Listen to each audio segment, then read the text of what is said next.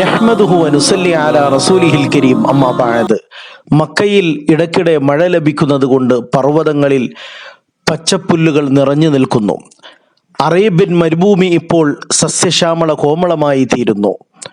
ഈമാനുള്ളവർ പേടിക്കേണ്ട സംഭവങ്ങളാണ് ഇതൊക്കെ. കാരണം അന്ത്യനാളിൻ്റെ അലാമത്തുകളിൽ, അടയാളങ്ങളിൽ ആദരവായ മുത്ത് മുഹമ്മദ് മുസ്തഫ സ്വല്ലല്ലാഹു അലൈഹി വസല്ലം പ്രതിവചിച്ച സംഭവ വികാസങ്ങളാണ് നമുക്ക് ഓരോ ദിവസവും കാണാൻ കഴിയുന്നത്. അറേബ്യൻ ഭൂമി ജലസമൃദ്ധവും പച്ചപ്പ് നിറഞ്ഞതുമായി തീരുക അത് ലോകാവസാനത്തിന്റെ അടയാളമാണ്. ലാ തഖൂമുസ്സാ ഹത്താ തഊദ അർളുൽ അറബി മുറൂജൻ വ അൻഹാറ. അന്ത്യനാൾ സംഭവിക്കുകയില്ല അറബികളുടെ ഭൂമി നദികളാലും പുൽത്തകിടുകളാലും ആയിത്തീരുന്നത് വരെ. ഇന്ന് പഴയ മരുഭൂമിയല്ല നമുക്ക് കാണാൻ കഴിയുന്നത്.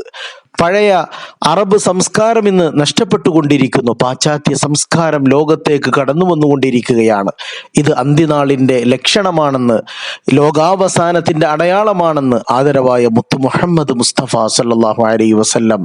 അല്ലാഹു സുബ്ഹാനഹു വ തആല ലോകാവസാനത്തിൻ്റെ കെടുതികളിൽ നിന്ന്, ഷർറുകളിൽ നിന്ന് നമ്മെയും കുടുംബങ്ങളെയും ലോകരെയും അല്ലാഹു കാത്ത് രക്ഷിക്കുമാറാകട്ടെ.